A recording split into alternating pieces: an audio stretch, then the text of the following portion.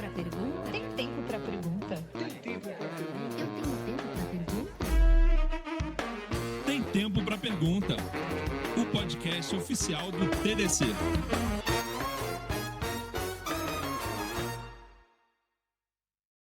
Olá, estamos de volta com mais um Tem Tempo para Pergunta, o podcast oficial do TDC, gravando mais uma temporada direto aqui do TDC São Paulo 2025. E o papo hoje aqui é sobre inteligência artificial, é sobre vibe coding, e para falar comigo sobre isso, eu estou aqui recebendo o Paulo Silveira, que é cofundador da Alura e também líder de visão do grupo Alum. Seja muito bem-vindo, Paulo. Muito obrigado, Júlio. Estou muito feliz de estar aqui, não só no podcast, mas em especial aqui no TDC, que é esse evento tão importante há tantos anos, não é? Exato, 19 anos fazemos esse ano. E com essa força, certo? Num momento pós-pandemia, onde Sim. os encontros, as pessoas duvidam um pouco, é muito interessante, é muito importante para a nossa comunidade. Que legal. Paulo, uma tradição aqui do podcast é a gente voltar um pouquinho no tempo e entender como que foi a tua trajetória na tecnologia. Eu queria saber se o jovem Paulo era uma pessoa apaixonada desde pequeno ou isso da tecnologia acabou sendo uma coisa que você caiu de paraquedas ou tropeçou ao longo da tua carreira. Conta pra mim como é que foi essa trajetória lá, desde jovem. Júlio, boa pergunta. Eu sou da geração que cresceu em São Paulo, em apartamento pequeno. E que só brincava ali no fundo dos prédios. Nem tinha play, era naquela época, no fundo do quintal do prédio, para quem sabe, né? Antigamente não existia isso de num clubinho no prédio. Não era um condomínio mais assim, cheio de coisas para as crianças fazerem, né? Então, quando o computador surge, ele acaba sendo o entretenimento das crianças e dos pré-adolescentes. Sim. Isso aconteceu porque era novidade, ele tinha um pouco de joguinho e esse espaço. Então, meu pai traz um computador que, na época, acho que muita gente aqui não vai ter essa noção, pode até conhecer o computador de tubo, né? O monitor de tubo. Sim. Trabalhou talvez, né? Trabalhou talvez, mas antes disso os computadores plugavam na TV, né? Exatamente. Então você vinha só com a CPU, nem disquete tinha, alguns eram gravador de fita cassete, Exatamente. que o programa tava lá. Então eu peguei bem o finzinho disso, quando eu tinha 10 anos de idade. Sim. Meu pai trouxe um desses computadores para ele, né? A revelia da minha mãe. E eu e meu irmão, a gente pegou e brincou e escrevia, mas daquele jeito que era basic, né? Sim. Daquele jeito de escrever os programinhas de adivinha o número, imprime. Você pegou aquele da tartaruguinha que desenhava? O logo, né? Isso. Eu brinquei com esse quando era criança também. O logo é tipo o precursor do que o MIT faz com o Scratch hoje em dia, né? Exatamente. Do Papert, né? Que foi um grande cientista, educador. Então eu peguei o logo, a tartaruguinha do CP400, era o meu, né? Isso. Teve gente que teve o TK32, teve O gente que teve o Amiga. MSX, o Amiga, teve gente que teve o Apple II. Sim. Apple II Variava era conforme o poder aquisitivo. E a Apple continua, a Apple desde aquele tempo já era tinha isso. Então, pego ali, me interessei bastante. Então eu tinha o estereótipo do nerd mais tradicional, né? Anos 80. Que realmente era um pouco mais introspectivo e eu nunca fiz, hoje em dia eu faço muito, mas nunca fiz esporte até os 30 anos. Sim. Então eu queria ficar no computador, na tela, no Quake, no Doom, no Duke Nukem, Sim. naquelas coisas. Então eu programava ali, fiz uns cursos de programação no Senac, os cursos de programação na Delta Informática. Delta, rapaz. Agora você destravou uma memória na minha cabeça. Então essas escolas que eram muito nichadas, Sim. específicas. Então eu peguei essa época e tive muita curiosidade. Mas eu queria fazer a robótica ou ser astronauta, né? Legal. Tinha essa aspiração, né? Sim. O jogador de futebol e o astronauta, né? Eu não sei a regra do impedimento. Eu tô fazendo um teatro, mas quase isso. E aí depois eu acabo caindo na faculdade de computação. Queria fazer engenharia de computação, acabei migrando para ciência da computação e gostei muito, não é? Sim. Gostei muito, montei um grupo de usuários de Java, que eu estava gostando muito de Java. Comecei a estudar muito algoritmos, participar de maratona de programação, de algoritmos e disputas. E falei, poxa, quero dar aula, quero fazer mestrado, quero participar dos eventos. Era uma época que a Yara tinha a Global Code, o Bruno Soljava era uma potência não só no Brasil como no mundo. Uma comunidade, né? Uma comunidade. Era talvez uma das primeiras comunidades super organizadas do mundo. Eu hoje tenho essa visão, né?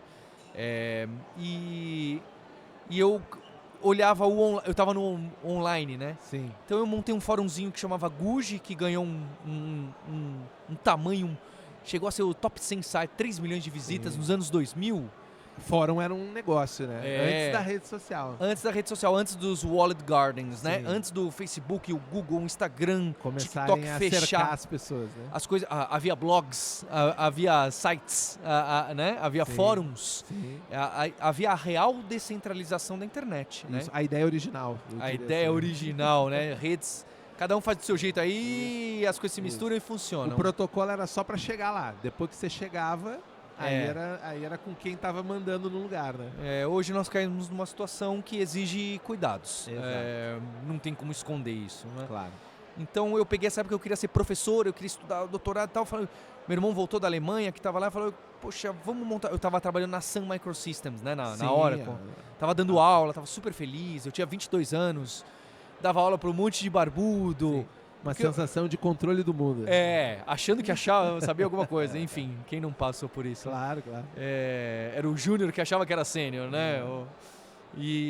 Mas eu entendia com alguma profundidade um único tema. Sim. Né? Acho que eu tinha uma segurança num único tema. E eu queria muito dar aula, comunicar e trocar, né? Que nem o que a gente faz aqui no TDC, Sim. que nem o que você faz, que nem o que a Yara faz, né? Que nem o que o Bruno Claro. faz. Eu queria ter essa troca, essa cerimônia, ver as pessoas colaborando, aprender com as pessoas, né? Sim. Puxar. E aí a gente monta uma escola que se chamava Kaelum, uma escola de ensino tradicional, né? Com computador de tubo. Sim. E a partir de então ela vai crescendo e vai tomando o corpo do que depois vem o online na Lura. Depois Mas a gente começou o computadorzinho de tubo, eu ia lá, contratava o curso, sentava e ouvia o professor. Aham. Era essa a ideia. Era uma delícia. Era um outro mundo. Era um outro mundo, Um mundo que o ritmo permitia, Sim. que o estudo profundo, a atenção funcionava um mecanismo diferente, a gente não era bombardeado Sim. por celular vibrando com qualquer besteirol. Ou hoje em dia não é só besteirol, né? Hoje em dia o celular, a inteligência artificial, para entrar no tema, Sim. ele acerta o que você precisa, né, Júlio? Se você pegar o seu Claro. celular agora, Você nem sabia que precisava e ele já sabe. e faz sentido. Não é que, Sim. nem precisava disso. Não, opa, isso aqui é importante. Sim. Só que essa urgência, essa importância, 15 anos atrás, eu não digo nem 20, 15 Sim. anos atrás já era uma outra realidade, né? Sim. Então, quando o smartphone entra e os feeds e os algoritmos, a primeira geração de algoritmos de IA, classificadores, né? Claro. Entram na nossa vida e começam a entender os nossos Sim. gatilhos. Nos clusterizar em determinados, né, caminhos muito específicos, assim. Afunilar nosso Afunilar pensamento, né? Em vez de nosso abrir, Exato. né? Afunilar. Prende a nossa atenção de uma maneira que... não tem como Irrevogável, dado como a gente está hoje, né? Era uma né? coisa que a gente não tinha, pelo menos me parece, e aí até gostaria de te ouvir sobre isso, que como a gente não pensou para fazer tudo isso, muito difícil agora pensar sobre aquilo com algum tipo de ação. A gente chegou e agora tem que pensar daqui para frente, né? Uhum. Porque produziu-se muita tecnologia naquela época, se empoderou esse algoritmo para ele tomar decisões e a gente só deixou rolar. A gente discutiu muito pouco sobre o que ia dar isso.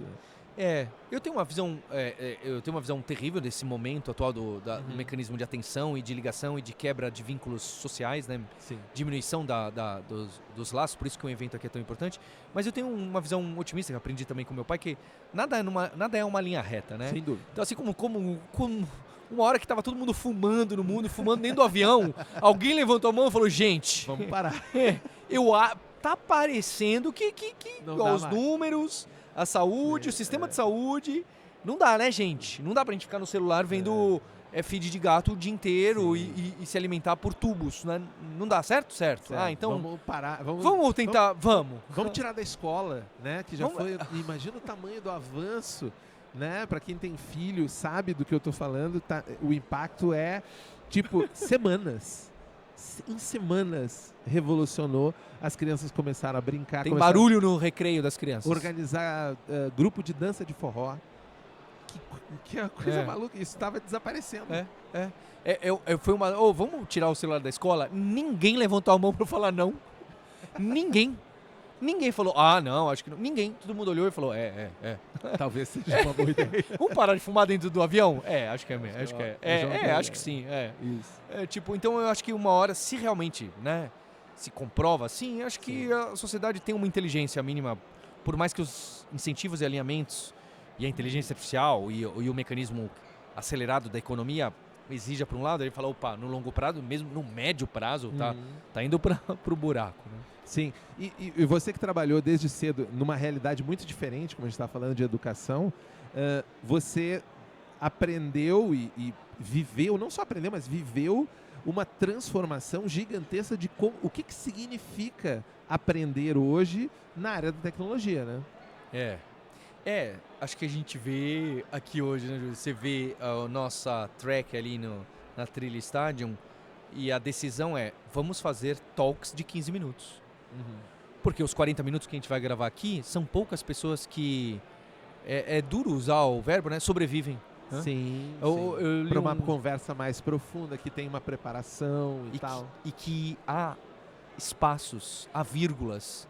Tem momentos que eu não estou falando uma informação muito importante, nem você. Não. E que esses momentos são importantes para uma pessoa ter um entendimento profundo.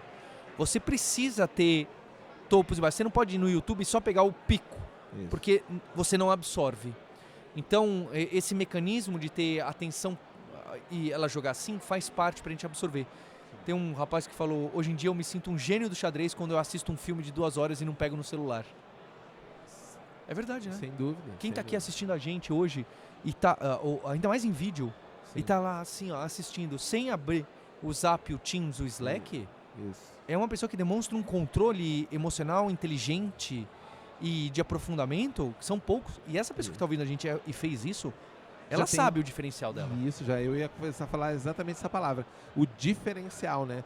De perceber, porque é uma nuance de ver algo, refletir sobre algo e agregar algo no seu conhecimento, né? Porque às vezes eu vejo, você falou, pô, as palestras foram diminuindo. Eu sou da época dos eventos, você viu uma palestra de 50 minutos, com 20 minutos de perguntas, né? Hoje em dia você não consegue fazer um keynote de mais de 30 minutos. A gente trouxe o Silvio Meira hoje de manhã para fazer um keynote importantíssimo e ele tacou pau na máquina, entendeu? Porque ele tinha muito coisa para falar, porque era o Silvio Meira, e ele disse, pessoal, vou trabalhar rápido aqui porque eu sei que vocês não têm tempo.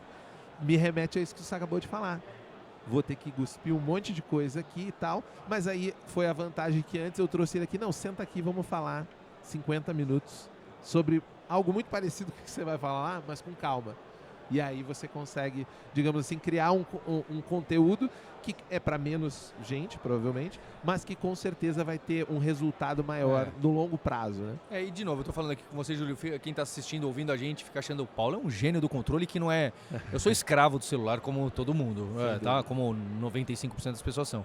É uma questão para todo mundo. Né? Sim. A atenção é hoje o novo petróleo, né? Porque a gente falava do petróleo da informação, eu digo que hoje a atenção, porque todo mundo está disputando, o acesso à sua atenção é cada vez mais fácil, você foi enclausurado dentro de diversas redes, eu posso acessar a sua atenção com mais facilidade. Mas você como diretor, né, líder de visão, né, que é alguém que está olhando, né, eu não sei como é que funciona o seu cargo, mas quando você fala para mim líder de visão é alguém que está olhando para algo que está além, não algo que está óbvio aqui. Como que você acha que a gente vai conseguir aprender na mesma, dadas as demandas de aprendizado que a gente tem, porque a gente vai ter que aprender cada vez mais coisas, cada vez é mais difícil ser só um especialista em alguma coisa, porque esse muito especialista aí meio que já está corroendo a sua necessidade de ultra especialização, num futuro em que mesmo aquilo que eu sei que há uma demanda no mercado para ser feita, eu não sei exatamente como é que eu vou fazer. Eu estou estudando hoje, mas quando eu chegar lá para fazer, já mudou. Eu vejo até pela minha... Eu fiz faculdade de marketing. Nada que eu aprendi lá eu uso hoje, porque ela foi uma faculdade feita 25 anos atrás. O aprendizado do ferramental fica em xeque. Eu estou generalizando coisas muito complexas, né? Que eu também... eu tenho uma visão, uma opinião, né? Claro. É um futurismo baseado em outros, mas, enfim... Acho que o seu diagnóstico é real, né? O mundo fica mais complexo. Os problemas simples, pequenos, muito específicos, é difícil usar os adjetivos aqui, muito específicos, a IA ou uma ferramenta já resolve, né? Sim. Então você pega uma maquita e corta um mármore agora você mesmo, né? E acabou, né? E então o robô, a ferramenta, ajuda e resolve. Sobram os problemas que conectam pessoas, times, e que é multifacetado, exige multidisciplinaridade. Que aí não é só o robô resolver aqui, você precisa pensar com quem você vai conversar para saber o que vai ser feito, né? Sim. Então ficam as perguntas. Então os problemas são não necessariamente os mais difíceis, mas os mais complexos em relação à quantidade de informações e pontos em aberto. Então exige de qualquer profissional, isso não só deve, uma amplitude profissional, né? Um leque, não só de ferramentas, mas um leque de entender de marketing, de dados, Claro. de sociedade, de comunicação, para poder falar, opa, então porque então, mas o time de dados falou, um time de vendas é verdade, né? Sim. Porque em vendas é assim. Então, se você não tiver ideia nenhuma do outro departamento que você trabalha bastante, Claro. o clash vai ficar ainda mais louco, né? As pessoas hoje em dia têm essa dificuldade, soft skill, por quê? Porque antes você só se comunicava com a pessoa que tinha a mesma roupinha que você, Sim. que estava na mesma salinha que você, né? O departamento de TI, o departamento Sim. de marketing. O pessoal que tinha ar-condicionado lá na TI ficava do lado do servidor. E todo mundo tinha uma comunicação parecida, porque Sim. todo mundo era back-end developer da mesma linguagem de programação. Vocês falavam a mesma linguagem até no jeito de falar, não só na linguagem de programação, né? Hoje em dia o squad é diverso, na palavra ampla da diversidade, não só de background das pessoas, mas de como elas se comunicam, o que elas entendem, o que elas dominam, que você fala uma coisa para uma, é outra para outra. Então é sutil esse balanço de conversar e trocar. Isso vai gera essa pressão que você falou. Putz, eu estou me sentindo pressionado porque eu tenho que aprender tudo para ontem. Sim. Essa pressão existe, ela é prejudicial em um monte de sentido e ela é interessante em outros, né? Claro. Porque traz esse vigor, né? Nossa, estou aprendendo um monte, etc. O que eu vejo é que a gente vai precisar selecionar algumas dessas batalhas Claro. e se aprofundar um pouco mais nelas. Não dá pra gente ter essa sensação de que você aprende um pouquinho de cloud, um pouquinho de não sei o que, um pouquinho e... Que foi o que aconteceu no movimento full stack, né? Sim. No movimento full stack, muita gente, eu vi uma Abraçar molecada, tudo. e uma molecada fazia coisa incrível, né? Sim. Ela abraçava tudo e olha só, fiz aqui um sistema. Fala, caramba, impressionante mesmo. Só que na segunda ou terceira página já dava aquela patinada Sim. que não sabia que o banco de dados existia, né? Sim. Coisas assim. Quanto você precisa de infra pra isso aí? O cara, oi? Oi, mas onde tá rodando aí? Mistura cliente-servidor. Já viu isso? Sim, Pessoal que mistura sim, cliente-servidor? sim, sim. Que no HT não sabe onde tá o cookie, né? Peraí, mas o cookie fica lá. né? O ID, mas é no cliente, é no servidor, no browser, não tem ideia do funcionamento da internet.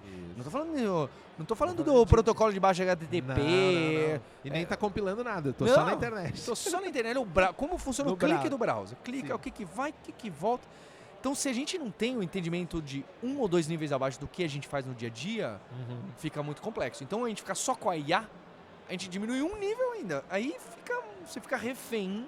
Sim. Você não sabe o que está acontecendo, certo? Então, se você vai ser um piloto de Fórmula 1, você não entender nada da mecânica do carro, pode até dar certo. Mas não me parece que é a história vencedora, né?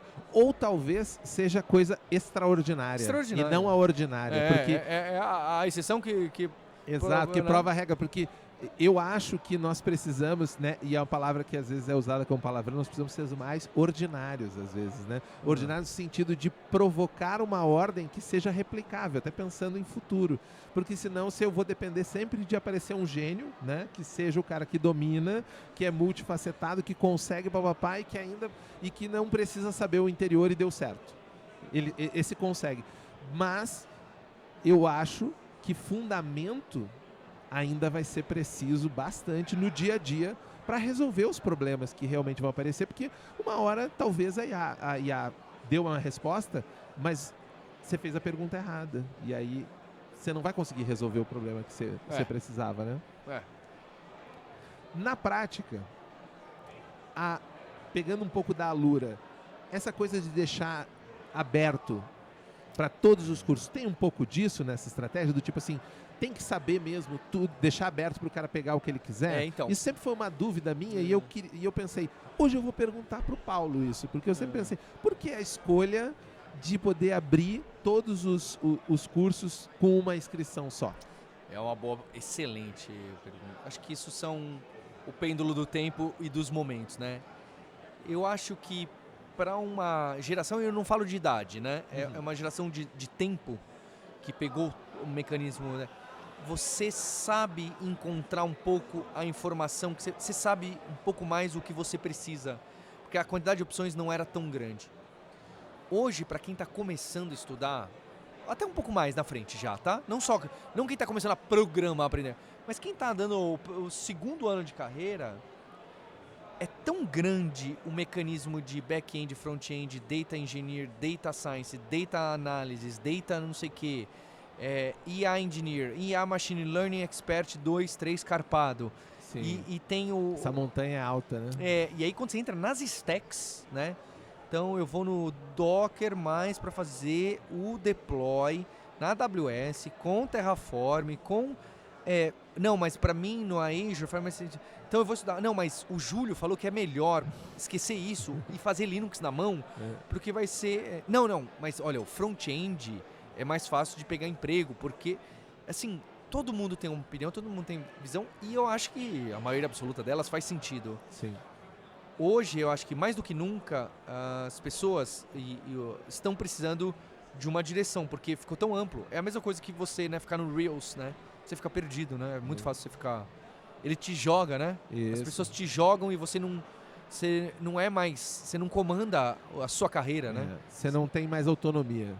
Você acha que tem, né? Mas você... É uma ilusão Total. eu decido. Quando eu quiser eu paro, quando eu quiser eu mudo, mas não. Total. Você só tá associando. Eu tenho como hobby desenvolvimento de jogos, né? E é uma coisa que muito que a gente faz criar simulações para que a pessoa ache que ela está tomando grandes decisões, mas na verdade ela escolheu exatamente o que eu queria o tempo todo. Então, e eu sempre falo que as redes sociais elas usam muito o game design para te dar uma sensação no limite do que você toma decisão para depois não te dar decisão nenhuma. Você só vai fazer o que o algoritmo quiser. Eu falo, desde o Waze, né? O Waze a gente já obedece, né? Sim. Se o Waze fala vira à esquerda e pula a ponta, você pula. Sim. Ele sabe... Paulo, você está exagerando? Não estou exagerando, é simples assim, né? Sim. Então, esse monte de opção deixou as pessoas um pouco com isso. Hoje a gente precisa de direcionamento. Na Lura, recentemente, tá? Faz 2 semanas, inclusive, aqui do evento, a gente lançou um mecanismo de foi ousado, né?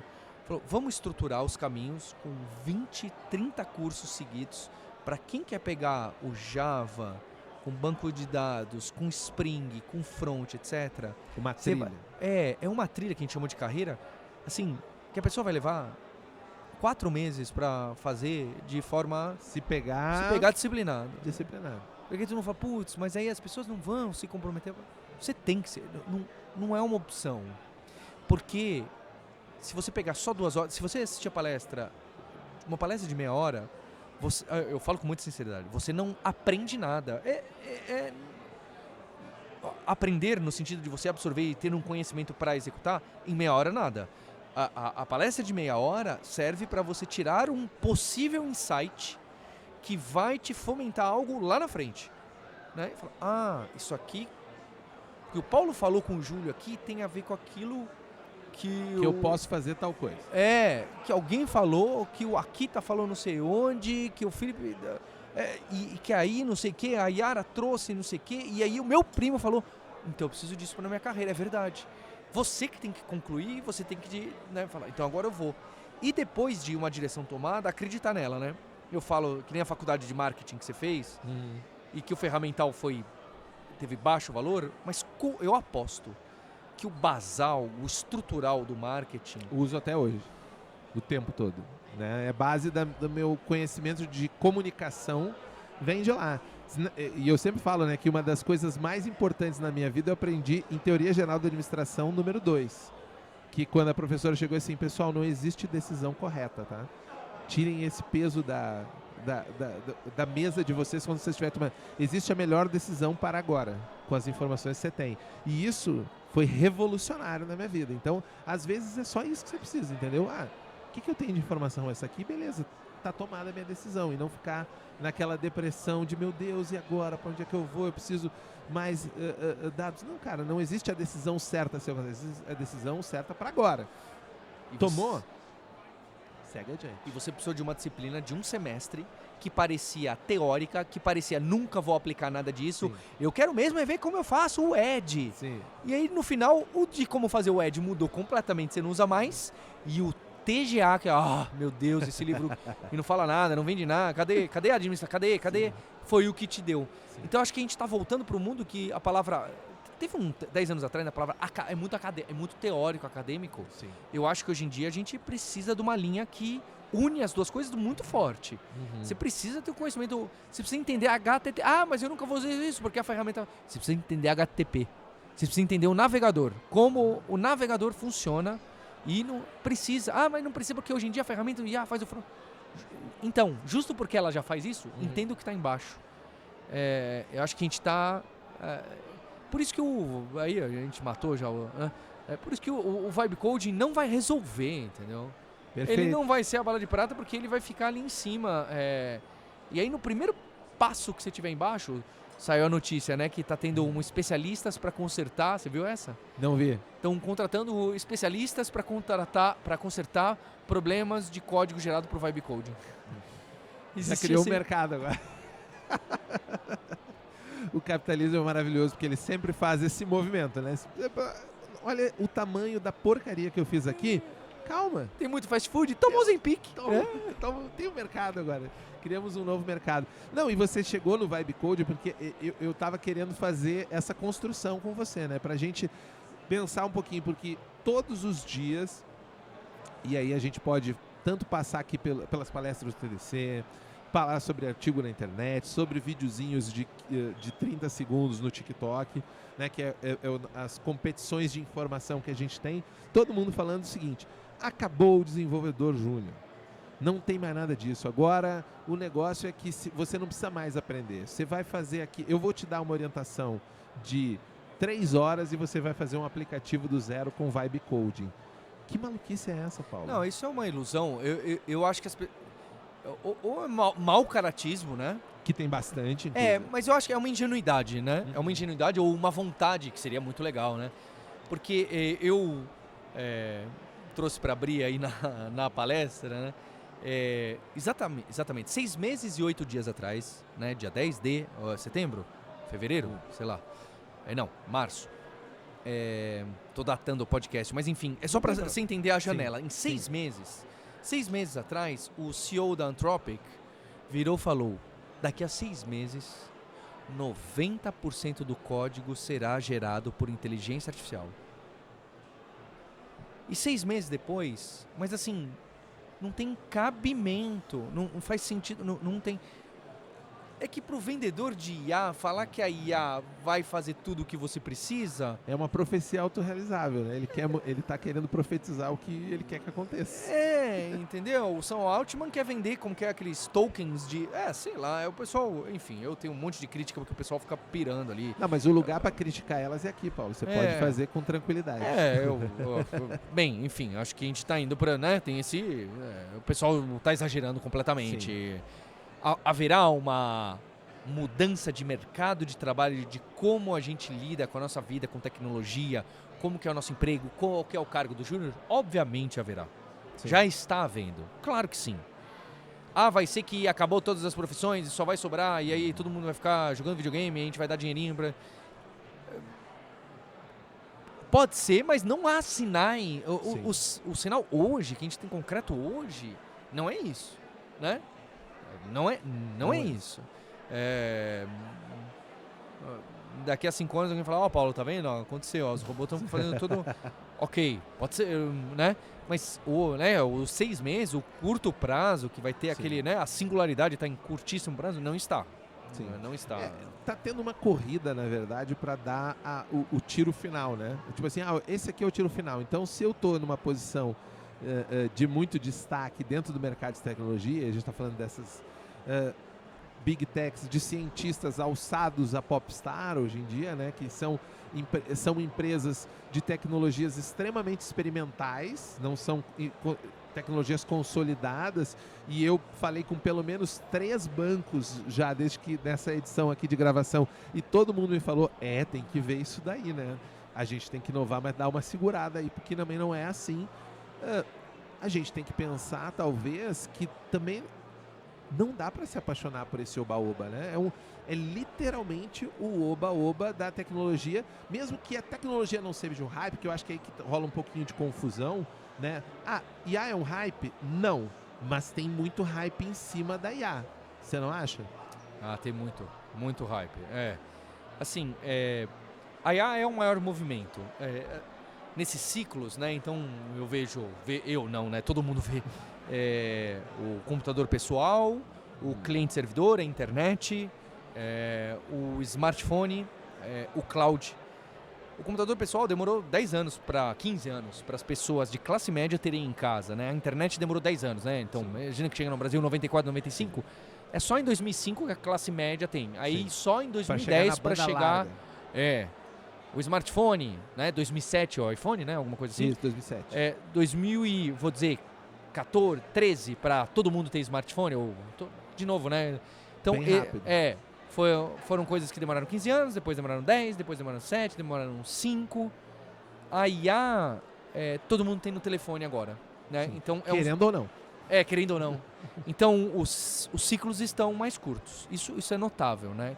Então, o chacoalhão no mercado, mesmo que fosse do mesmo tamanho, eu acho que é maior, ele chacoalha mais por ser num intervalo de tempo mais curto, porque a infraestrutura está deployada. As pessoas não precisam comprar um óculos virtual, né? Essa é a diferença. O óculos virtual, todo mundo precisa ter claro, para ter um efeito na sociedade. E ele é caro. E aí ele é caro, e ele demora, ele é trambolho, ninguém quer usar, enfim. A IA, todo mundo já tá. É só apertar um botão, já tá deployado, né? Claro, certo. Então a transformação já acontece. É o soft adoption que eles falam, né? Que você já tá adotou e Você nem viu. Nem viu. Já já é parte do aconteceu. seu dia. Você já obedece a IA, já obedecia os classificadores, os recomendadores. Agora a gente vai obedecer, né? O alto-falante que vai dar uma dica. Porque vai começar a ter push, né, Júlio? Não sei o quanto você... hoje a gente pergunta pra IA, né? Sim. Você vai acordar e a IA vai falar com você sem você ter pedido. Que porque hoje eu posso programar o meu telefone para me dar uma série de informações quando eu acordo. Eu já faço isso e eu me sinto em Star Trek. Assim, eu acordei e a máquina começa a falar assim: Júlio, bom dia. Hoje vai fazer tantos graus, você tem tal reunião, você não sei o quê. Mas eu mandei. Vai começar... isso vai acontecer, né? Que também é uma crítica minha. Vai entrar num mecanismo social que é... Você vai receber uma mensagem no seu WhatsApp da Meta, do João Abreu, que é um amigo virtual seu, só que ele tem rosto, ele tem voz própria, ele tem um estilo de escrita própria, e ele vai te mandar um áudio às 3h30 da tarde, falando: Júlio, Como é e que aí? você tá? Como que você tá? Ontem foi legal o jogo de futebol? Abração, hein? E você vai ter... E ele não vai te criticar tanto não, viu, Ju? Não. E Até agora ele não precisa desse reforço social, né? Não. Ele não precisa. Agora você vai preferir... nossas crianças, filhos e filhas vão preferir conversar com esse WhatsApp ou com uma pessoa que se opõe um pouco, tem uma ideia diferente? Sim. A gente vai entrar nesse mecanismo de... você simplória, polarização, né? O funil que você falou, né? Que não é necessariamente só dois polos, mas essas mini bolhas, eles vão... fechar ainda. Ela vai se estrangular cada vez mais, né? A não ser que a gente levante a mão e fale: cigarro aqui no avião não dá. Exatamente. Depende muito desse processo. Paulo, a gente trocou várias ideias aqui, o tempo correu rápido, mas eu não quero fechar esse podcast sem que você me diga uma coisa que eu acho muito importante, tem a ver um pouco com o que você vai falar depois, mas como aqui o tempo ele é convoluto em relação a gente estar gravando o podcast, as pessoas vão ter acesso depois da sua palestra, então eu acho que eu posso te pedir esse spoiler. Onde que você acha que vai chegar com esse negócio de Vibe Coding? Então, fui sempre crítico. Eu acho que assim, o Vibe Coding, no geral, veio para ficar. O que acontece é que ele não é assim como veio o No Code, ele veio para ficar. Sim. É assim como IDEs vieram para ficar. É assim como o Autocomplete veio para ficar. É assim como stacks, que você tem o full stack, vieram para ficar, assim como o SQL mais fácil, que vieram para ficar, mas não quer dizer que ponto final. A gente teve toda essa evolução em código, ponto final, acabou, viramos a página. Agora nós vamos entrar no mundo onde, assim como as pessoas ainda imprimem circuito impresso, talvez nasça um novo mercado em cima, assim como o COBOL ainda existe, o banco de dados não relacional ainda existe. O que aconteceu foi, entrou o Java.net, depois entrou Rails e as stacks, né? Node com Sim. aquele monte de SPA, depois entrou No Code, depois entrou agora, entra RPA, WordPress, Excel com Automator. Uma superposição de coisas. Né? O mercado vai estabilizando e aí ele dá um salto com uma outra tecnologia. Talvez os vibe coders sejam o maior mercado próximo, mas isso não quer dizer que não tira a necessidade das outras pessoas, né? O mercado vai crescendo então parece que esse mecanismo de ciclo a gente já viu, ele já acontece, ele tem acontecido com mais frequência, ele tem tido mais impacto. Essa é a minha visão. Isso, e que não é um endpoint também, não vai, tipo assim, agora é vibe coding e acabou, né? Porque depois que decretar o fim da história, todo mundo quer decretar o fim das coisas, né? Acabou o código, agora é só vibe coding. Não é assim que funciona, né? Vai ter código ainda bastante para fazer. O negócio mas todo dia... Tem mais código, é verdade. Todo dia eu abro uma rede social, dependendo de uma rede social de profissionais, e alguém está dando um discurso, né, escrito, às vezes em vídeo, falando que alguma coisa acabou. Mas essa, sem dúvida, uma visão, como você falou, é cíclico, não vai mudar a ponto de eliminar as coisas vão se agregando, né? Eu acho que, se eu entendi bem o que você pôs, é uma sequência de coisas que vão se agregando e mudando à medida que elas vão se desenvolvendo, né? Mudando mais, crescendo mais e mais rápido, mas continua sendo parecido com o que a gente viu, só a velocidade maior. Bacana. Paulo, antes de terminar, a gente tem uma tradição aqui no nosso podcast, que é todo desenvolvedor anda de mochila. Eu vi que você chegou com a sua mochila. Eu peço para todo mundo que vem no podcast deixar algo que carrega consigo na mochila, mas essa mochila pode ser metafórica. Eu queria uma dica cultural, um livro que você está lendo, ou um filme, uma série, a coisa bem top of mind mesmo na sua cabeça, que possa agregar para a galera no assunto que a gente falou aqui, todas as transformações de trabalho e tecnologia, ou se você quiser sair fora e dizer uma coisa que você acha legal, tá valendo também. Eu tô lendo Totem e Tabu do Freud. É o livro que tá aí na verdade eu tenho 3, bizarramente, eu tô com 3 livros na mala, já era para Foi só acumulando. Que sei lá, era um desses livros que eu sempre quis ler, eu só li o Mal-Estar na Cultura, né, Civilização, e esse tá mais difícil. Mas eu acho que a gente tem a necessidade de ler, não necessariamente, né, que o pessoal vai classificar também o Freud um pouco como filósofo, mas de ler literatura, né? Senão a gente fica só nesse negócio de livro de negócio, startup. Ou autoajuda. Que livro de negócio e startup tem uma... Tem um quê de autoajuda? Eu não sou um super detrator. Tem uns, né? Tem coisa que é indefensável. Eu não sou um super detrator de autoajuda, tá? Zero apaixonado, mas eu já li alguns e falei, poxa, dá pra, né? Dá pra filtrar alguma coisa. Faz sentido, né? Só ficar repetindo, poxa, dava pra ser um slogan, né? Mas a gente tá precisando ler um pouco mais de histórias, né? Não é história necessariamente, histórias, né? E entender as grandes cabeças, porque aí você começa a se colocar melhor, se conectar melhor, entender as cabeças. Poxa, já pensaram nisso, isso já aconteceu, isso já foi falado, poxa, isso aqui é assim ainda hoje, né? Então os grandes clássicos sobrevivem, inclusive se você quer ler de tecnologia, né? Quer ler o Fred Brooks, o Mythical Man Month, que tem 45 anos, você vai ler e fala, caramba, aí ele escreveu. Você tira os 3 parágrafos, você lê assim e fala, mas isso aqui está acontecendo aqui na minha empresa. Então ler o que perdurou, né, é muito interessante, em vez de que ler o que saiu ontem, né? Tem uma dica, não sei se é do Schopenhauer, de quem que era, que ele me marcou, ele falou assim, leia apenas autores mortos. Porque são os que já saíram do hype. E se chegou até aqui, é que ele tinha algum valor. Ele prova para trás, né? Então, pega o livro que valeu para os 20 anos para trás, que ele provavelmente, né? E não os que tá falando dos 20 anos da frente, né? Que enfim, tem algumas provocações aí que eu acho interessante. Eu achei legal que eu gravei um episódio hoje com o Silvio Meira e ele disse, a dica dele era ler Ariano Suassuna também. Que é o Grande Sertão Veredas, porque ele disse, eu tô lendo de novo e eu descobri que eu ainda não entendi bem. Eu preciso entender melhor. Então, é isso que, nessa vibe que você falou, né? Leia clássicos. É isso. Grande Sertão Veredas não é do Suassuna, né? Não. Eu confundi. Tudo Ele bem. mandou ler Mas Gran enfim, Turismo e mandou ler o Ariano Suassuna. Ele mandou as duas coisas. E esses são... Mas é isso, entendeu? É a gente ler o que faz a cabeça, o que ressoa, quem fez a leitura do mundo, seja de tecnologia, seja da vida e etc. Bacana. Paulo, foi um prazer enorme te receber aqui. Obrigado, viu, Júlio? Quero saber se você quer deixar um contato de redes sociais, se é que você ainda é uma pessoa de redes sociais, já que a gente criticou elas tanto. Eu posto no Paulo_hipster no Instagram.